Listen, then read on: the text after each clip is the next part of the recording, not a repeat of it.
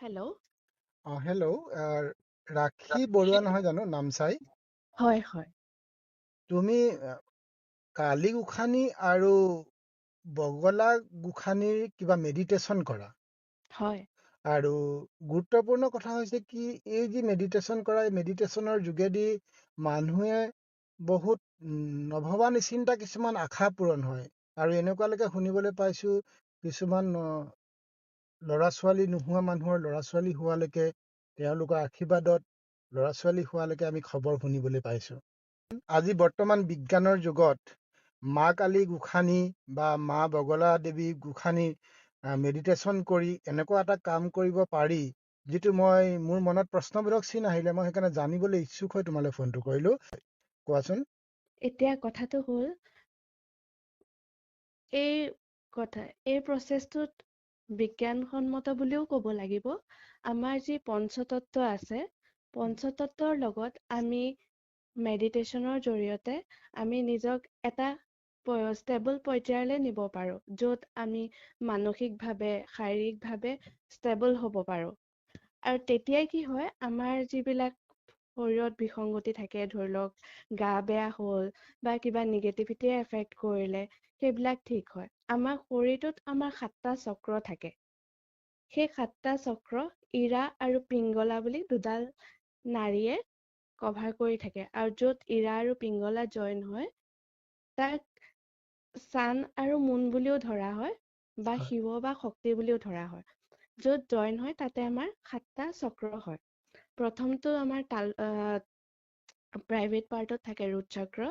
হয় তাৰ ওপৰত নাড়ীৰ পৰা 2 আঙুল তলত থাকে চেক্ৰেল চক্ৰ। উম, তাৰপিছত নাড়ীৰ 2 আঙুল ওপৰত থাকে চলাৰ প্লেক্সেল চক্ৰ। উম, তাৰ পাছত বুকুত থাকে হাৰ্ট চক্ৰ, উম, ডিঙিত থাকে থ্ৰোট চক্ৰ, উম, 2 চেলাউৰিৰ মাজত থাকে থাৰ্ড আই চক্ৰ, আৰু তালুত থাকে ক্ৰাউন চক্ৰ। এই হয় চক্ৰকেইটা আমি মেডিটেশ্যনৰ সহায়ত আমি তাত যদি কিবা ব্লকেজ হয়, সেইটো খুলিব পাৰোঁ। আৰু সেই ব্লকেজবিলাক খুলিলে আমাৰ যিবিলাক প্ৰব্লেম থাকে, সেই প্ৰব্লেমবোৰ নাইকিয়া হয়। এতিয়া কথাটো হ'ল, মা কালী আৰু মা বগলামুখী, হয় তেওঁলোকতো আমাৰ মা হয়, আদ্যা শক্তি তেওঁলোক। আমি মেডিটেশ্যনৰ জৰিয়তে আৰু লগত তেওঁলোকৰ বীজ মন্ত্ৰ আছে, বীজ মন্ত্ৰৰে মাক আবাহন কৰোঁ। আমি কওঁ যে মা, আমাৰ যি প্ৰব্লেম আছে, সেই প্ৰব্লেমখিনি তুমি দূৰ কৰা। হয় প্ৰথমে আমি যিসকল হিলাৰ আছোঁ, হিলাৰসকলে তেওঁলোকক আবাহন কৰোঁ বীজ মন্ত্ৰৰে। আমি নিজক সেই হিচাপে ধৰি লওক নিজৰ সাত্বিকতাখিনি ৰাখিব লগা হয়। নিজক সাত্বিকভাৱে ৰাখি মাক আবাহন কৰোঁ। আবাহন কৰি আমি যাৰ প্ৰব্লেম থাকে, তেওঁলোকক আমি হিলিং দিব পাৰোঁ। ধৰি লওক ডিষ্টেঞ্চ হিলিঙো দিব পাৰি। মই এতিয়া অৰুণাচলত থাকোঁ।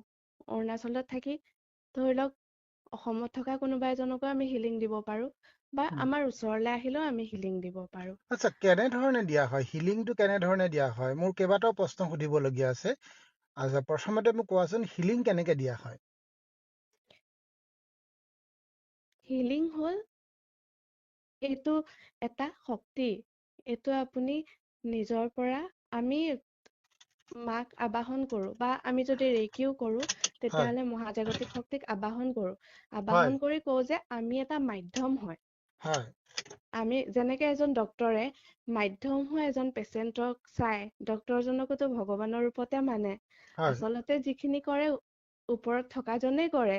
হয় আমি ভগৱান বুলি ভাবোঁ, বা যিয়ে ভাবোঁ, আল্লাহ বুলি ভাবোঁ, যিছু বুলি ভাবোঁ, যিয়ে ভাবোঁ, ওপৰত থকাজনেই আমাৰ চব ৰেগুলেট কৰি থাকে।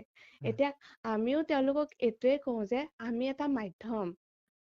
আমি তেওঁক আবাহন কৰোঁ যে আমাৰ জৰিয়তে, আমি যিহেতু শিকিছোঁ তেওঁলোকক আবাহন কৰিবলৈ, আমাৰ জৰিয়তে যিজন মানুহৰ প্ৰব্লেম হৈছে, তেওঁৰ শৰীৰত যিখিনি প্ৰব্লেম আছে, সেইখিনি যাতে নাইকিয়া হৈ যায়।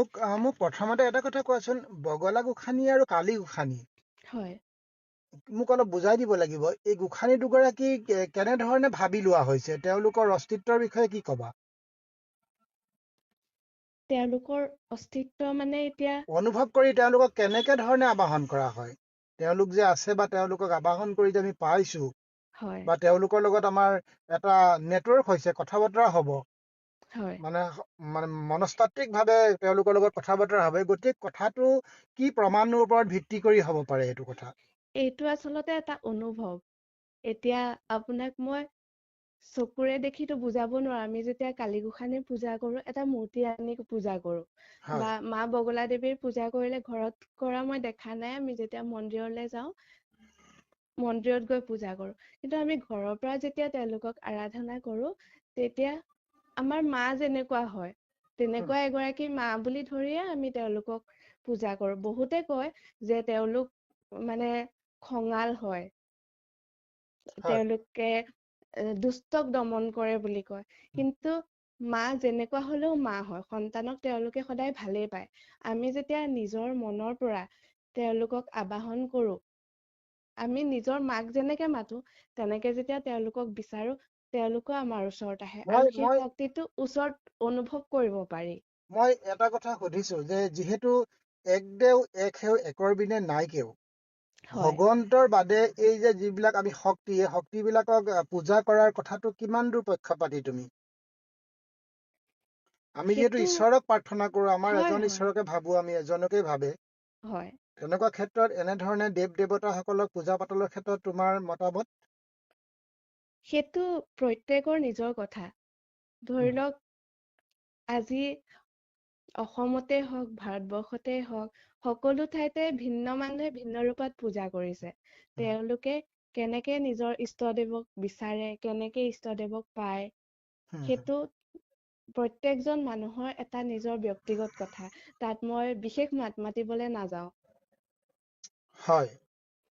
তুমি এনেকুৱা ধৰণৰ কি প্ৰমাণ পাইছা যে তেওঁলোকক প্ৰাৰ্থনা কৰি বা তেওঁলোকক আবাহন কৰি তেওঁলোকে আমাক সহায় কৰাৰ কেনেকুৱা ধৰণৰ তোমাৰ ওচৰত প্ৰমাণ আছে? আমি যেতিয়া তেওঁলোকক আবাহন কৰো বা কাৰোবাক হিলিং দিওঁ তেওঁলোকৰ জৰিয়তে, হয় তেতিয়া আমি নিদিওঁ, একচুৱেলি তেওঁলোকেই দিয়ে। আমি মানে মিডল মেন। হয় আমি মাজত থাকি পেলাই তেওঁলোকক কওঁ যে আমাৰ জৰিয়তে যাতে তেওঁলোকে সেই হিলিংটো পায়। কাৰণ সকলোৰে কাৰণে সম্ভৱ নহয় তেনেকুৱা এটা, ধৰি লওক, দীক্ষা লোৱাটো। হয় তেতিয়া আমাৰ সমাজত আজিও মানুহে বিশ্বাস নকৰিলেও ব্লেক মেজিক কৰা উদাহৰণো আছে।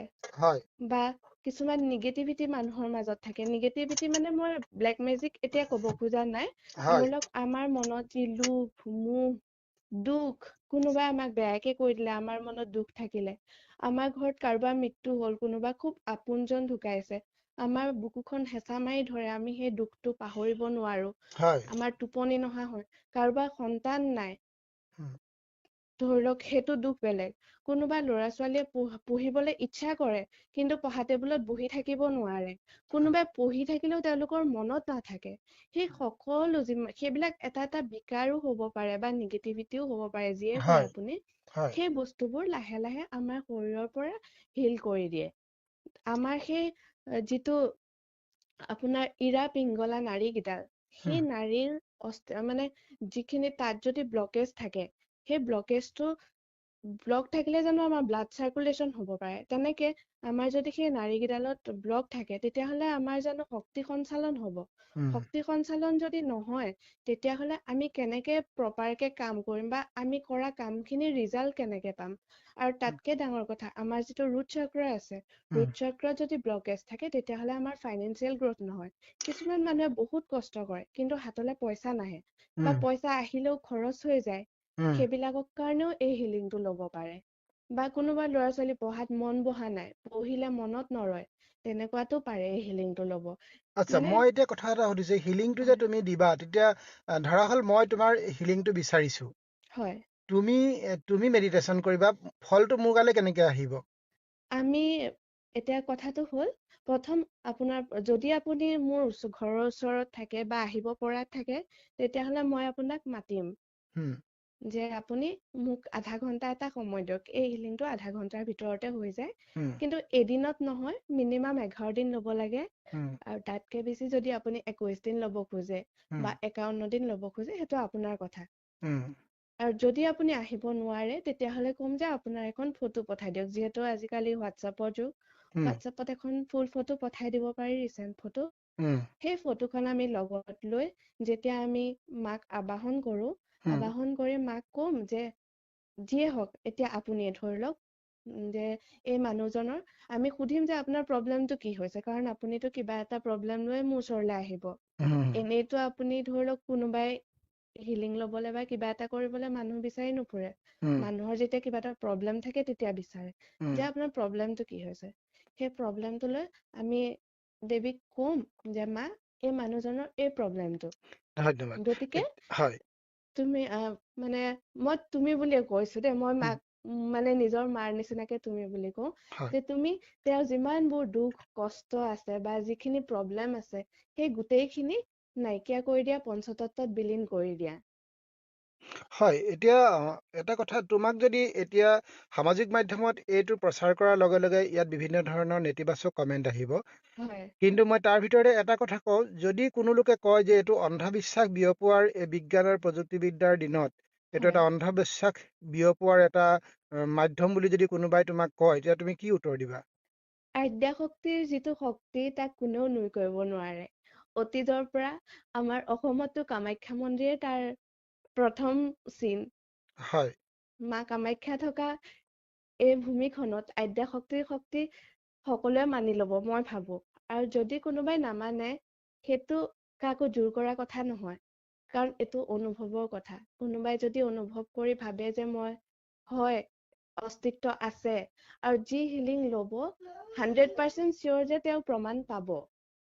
হয়, অশেষ ধন্যবাদ। মই আৰু বহুত হয় বেছি কথা নাপাতো, খালি এটাই হয় মই শেষত তোমাৰ পৰা জানিব বিচাৰো যে হয় যদি তোমাৰ লগত কোনোবাই যোগাযোগ কৰো বুলি ভাবে যে হিলিং হয় ল'বৰ কাৰণে, তেতিয়া কেনেকে কৰিব পৰা হ'ব বা পৰা হ'বনে বাৰু? হ'ব। আপুনি মোৰ ফোন নাম্বাৰটো শ্বেয়াৰ কৰি দিব পাৰিব। হয়। মোৰ নাম্বাৰতে কণ্টেক্ট কৰিলে হিলিং ল'ব পাৰিব। তাৰ কাৰণে এনাৰ্জি এক্সচেঞ্জ দিব লাগিব, আৰু হয়। সেইটো মই সময়ত তেওঁলোকৰ লগত কোনোবাই যদি কণ্টেক্ট কৰে মই কথা পাতি ল'ম। আৰু ৰাইজৰ মতামতৰ ওপৰত ভিত্তি কৰি আমি পৰৱৰ্তী পৰ্যায়ত তোমাক